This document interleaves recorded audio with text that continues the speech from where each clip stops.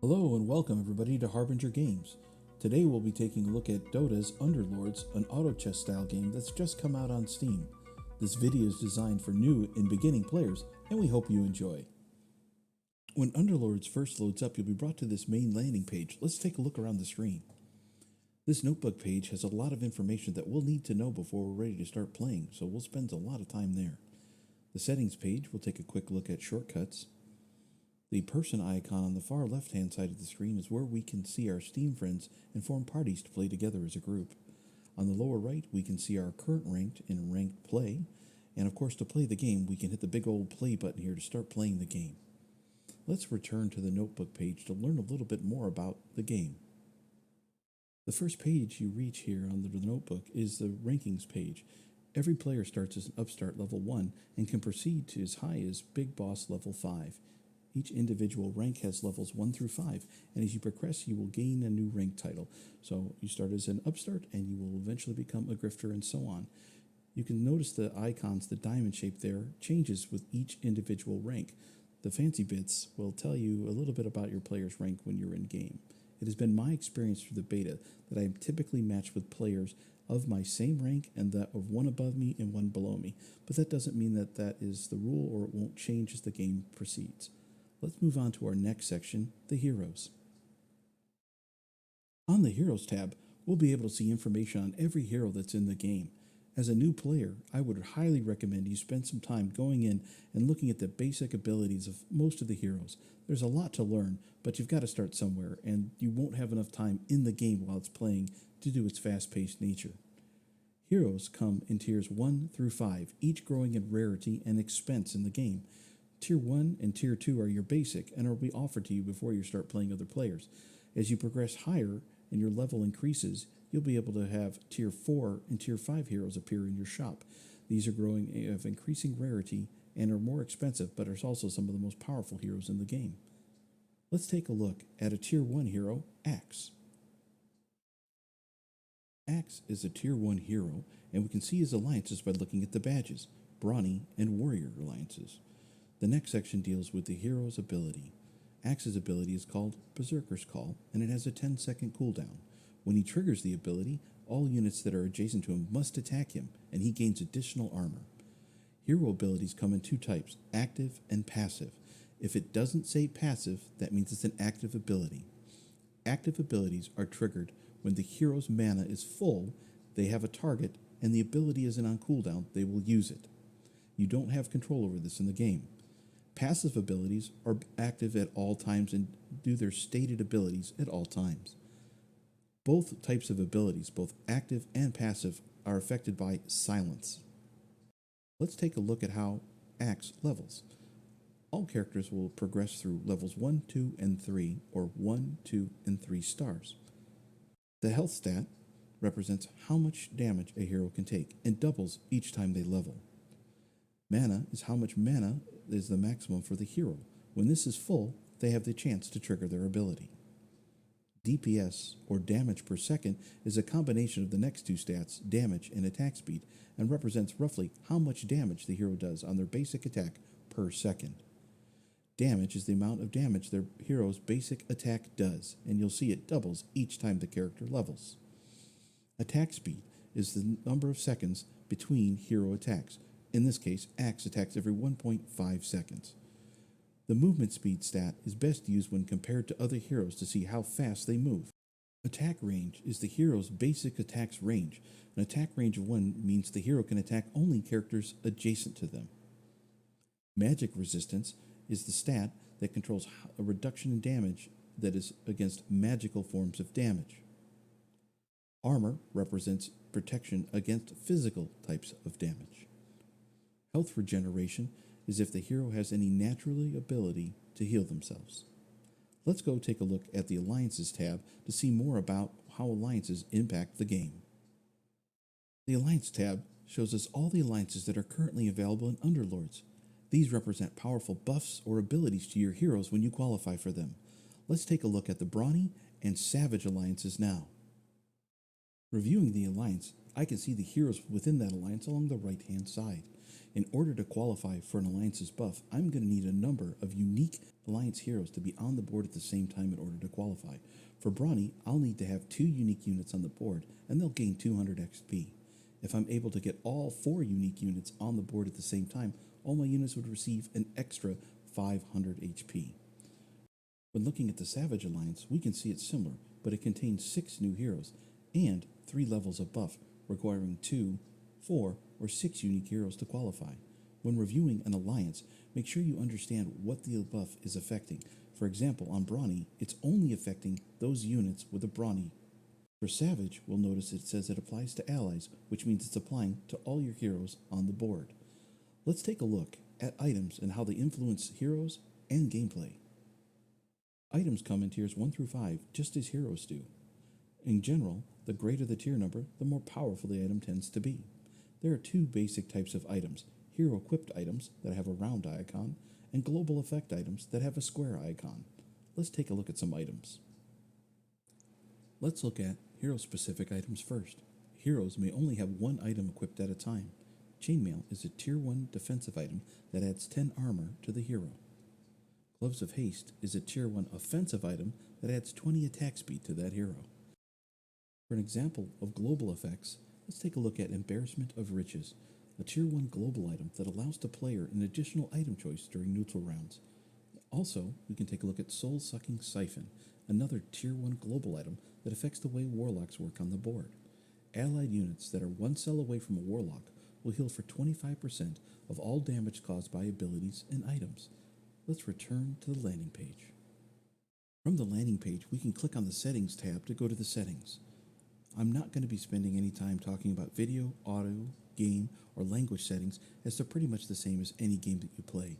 But for new players, I want to bring your attention to the hotkeys. They're not explained very well in the tutorial, so take some time to look and see what they are here. 2 of the most important hotkeys, in my opinion, are right at the top, using E to sell units quickly, and using the spacebar to quickly open and close the shop. From the landing page, go ahead and click play to see what our play options are. I'm going to recommend that all players play through the tutorial one time, as it will teach you a fair amount about the game and is worthwhile. Multiplayer, I would recommend holding off and playing some solo games first so you can get a feel for how the game is played before you launch right into very competitive play. By clicking on the solo button, let's take a look there. Solo matches come in one of 4 hardness levels. I'm going to go ahead and recommend you play easy or medium while you're learning this game. You click on the icon to start the game. Before you do that, make sure you check this little box at the bottom. This will disable the in-game timer and slow the pace down while you learn. That being said, I'm going to recommend after your first game or 2, you come back and disable this so that you can learn to play the game at the pace that it will be in multiplayer. Upon entering a game, you'll be brought to the main gaming space or board. Let's talk about the 4 major sections of this board: the store, the board, your bench, and opponent information. Let's start by expanding our knowledge on the store. Let's take a closer look at the store. By clicking the book icon, you'll be able to get information on heroes, alliances, and items, although the fast-paced nature of this game makes it difficult to use when playing in multiplayer. The lock icon will lock the current heroes to the store. They will not refresh when the rounds proceed. This allows you to purchase them in later rounds. Make sure you click the icon to unlock the store so that you'll get fresh new hero options as each round progresses.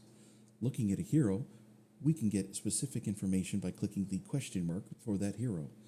Also, we can see the number of gold that it required to purchase this hero. This is also their tier level. We can also mouse over the alliance icon to see the buffs and abilities that this alliance will give. Looking to the lower right-hand side of the screen, we can see our current gold that we may spend. Also, this large round icon is the store icon. Clicking it now will close the store to expose all of the board. We can click it again to bring the store back up. We can also use the space bar to toggle the store open and close. Spending 2 gold up here and clicking the refresh icon will refresh the store to present 5 random heroes that you may purchase.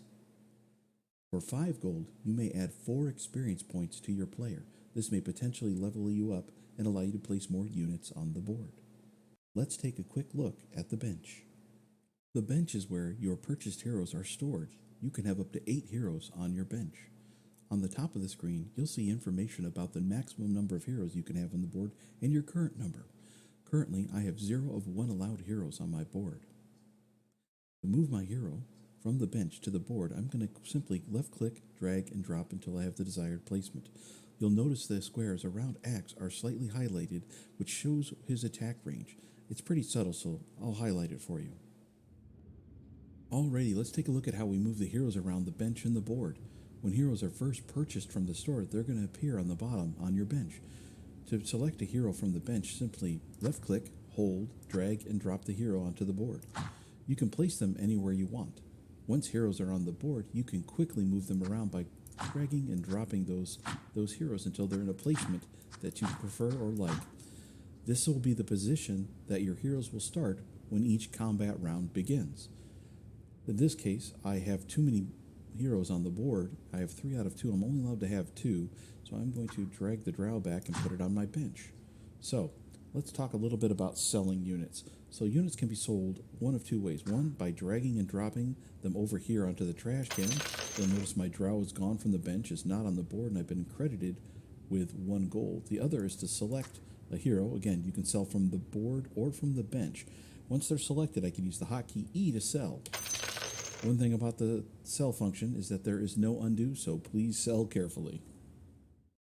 Once Axe is on the board, if I select him, I can see his character information on the left-hand side of the screen. Also, if I mouse over his portrait, I will see information about his ability.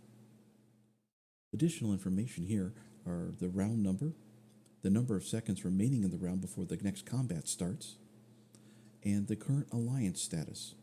Let's take a closer look at alliance status.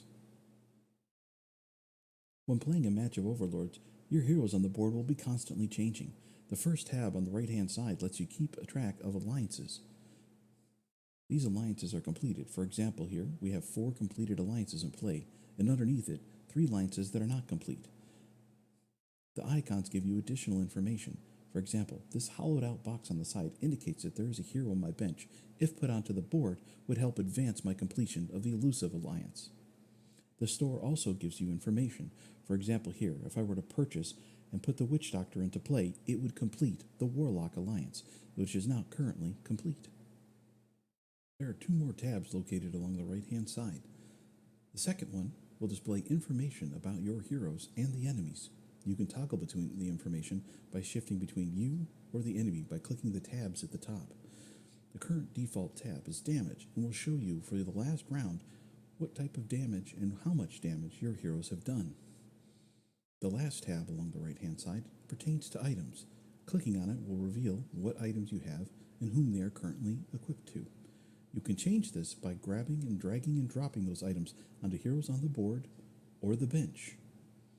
Let's take a look at some information about the board. The player's portrait displays the current level of health. All players start with 100 health and are out when they reach 0 health.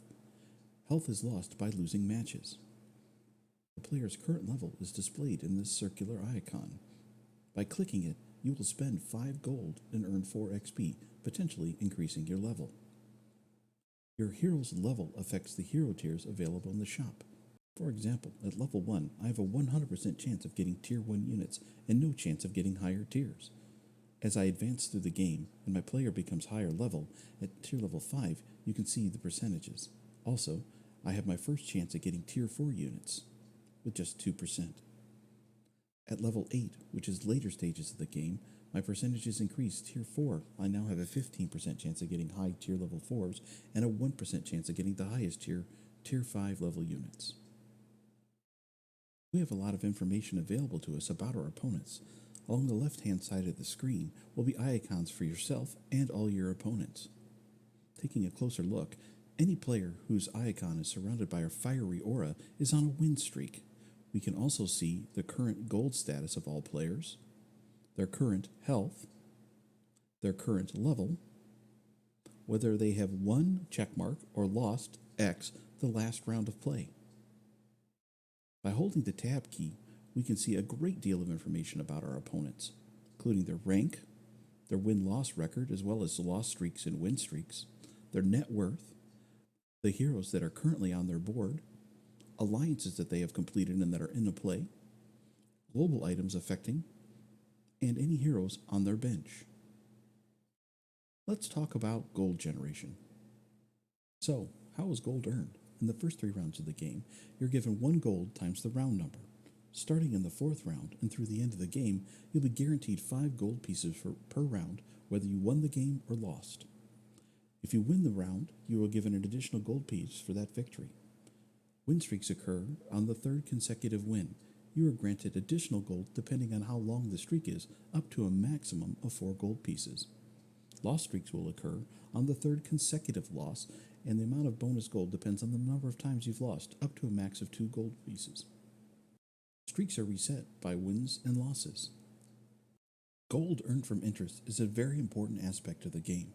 For each 10 gold that you start the round with, you'll be given 1 gold piece the following round as interest, up to a maximum of 5 gold. Here's an example of a loot round. At the start of this round, the player earned 5 gold base regardless if they won or they lost. They received 5 gold of interest based on the fact that they started the round with 50 or more gold. The player's been on a win streak and has got an additional 3 gold from this win streak, and again, has won the last round and got that additional 1 gold for a total of 14 gold.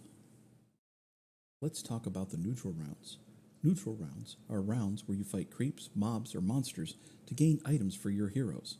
The very first 3 rounds of the games are all neutral rounds, as is round 10 and every 5 rounds afterwards.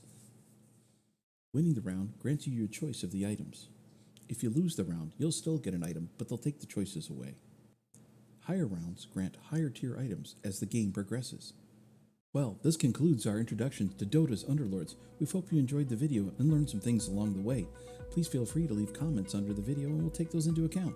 Thanks again all, and good gaming.